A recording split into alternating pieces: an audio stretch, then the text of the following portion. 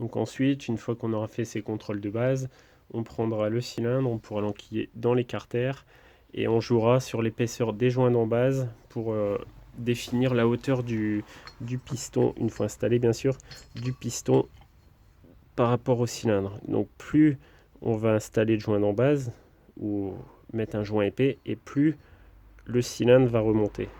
Alors là forcément ça ne fonctionnerait pas, mais ça peut jouer, enfin ça peut faire toute la différence si par exemple on se retrouve au montage avec un piston qui est trop haut. Alors soit on met des cales, soit on met plusieurs joints, mais l'objectif c'est d'avoir le piston légèrement, enfin soit à fleur ou légèrement en dessous, et ça permettra de faire le contrôle du squish.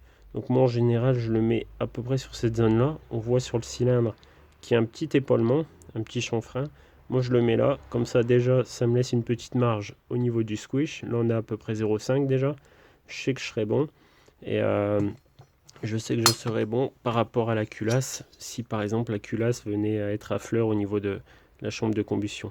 Mais là on voit que sur la culasse d'origine on a également une petite marche, ce qui fait que là, j'aurai facilement un squish de 1 mm qui garantira, qui garantira la tenue du moteur et une absence de risque de détonation dans la chambre de combustion.